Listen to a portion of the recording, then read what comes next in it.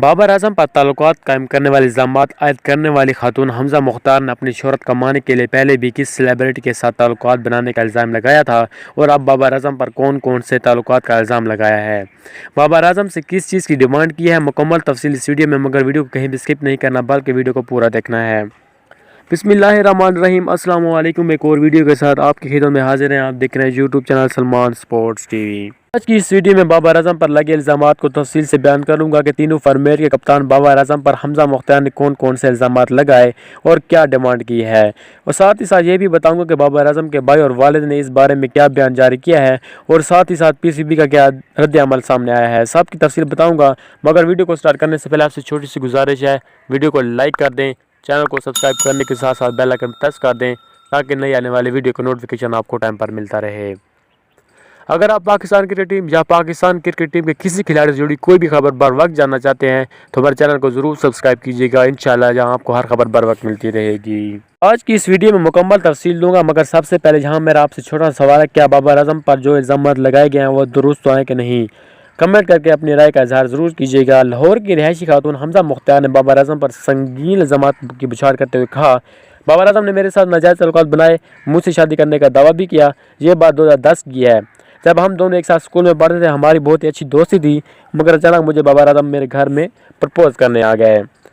مجھے بابر اعظم اچھے لگتے تھے، اس لیے میں نے پرپوزل ایکسیپٹ کیا۔ اس کے بعد جب میرے گھر والوں اور بابر اعظم کے گھر والوں کو اس بات کا پتہ چلا تو انہوں نے ہماری شادی سے صاف انکار کر دیا، اور پھر بابر اعظم 2011 میں مجھے کورٹ میرج کے نام سے مجھے گھر سے اٹھا کر لے گئے اور مجھے گلبرگ اور پنجاب سوسائٹی میں کرائے کے مکانوں میں رہنا پڑا۔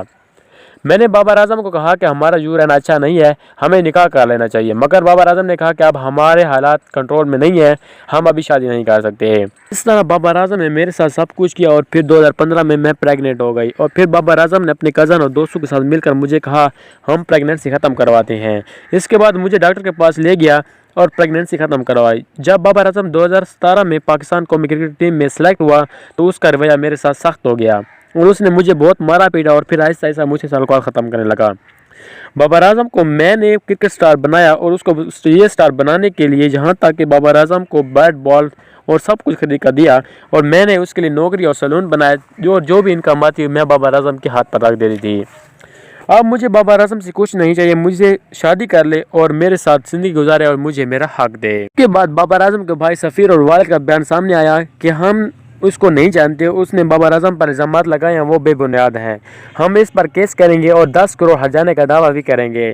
اس عورت نے میرے بیٹے کی عزت خراب کی ہے اور ہم اس کو نہیں چھوڑیں گے۔ میرا بیٹا ایسا نہیں ہے، اگر اس نے ایسا کیا ہوگا تو میں اس کو نہیں چھوڑوں گا۔ اگر یہ الزامات ہوئے تو میں ہرجانے کے طور پر 10 کروڑ لوں گا تاکہ اس کے ساتھ ساتھ کوئی بھی اور عورت اس پر الزام نہ لگا سکے۔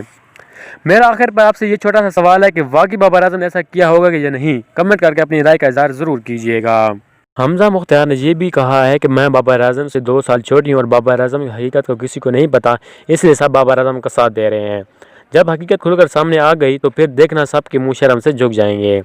یہاں آپ کو بتاتے چلیں کہ 2010 میں بابر اعظم 15 سال کا تھا، اور جو الزامات اس عورت نے بابر اعظم پر لگائے، کیا وہ بابر اعظم کر سکتا ہے؟ کمنٹ کر کے اپنی رائے کا اظہار ضرور کیجیے گا۔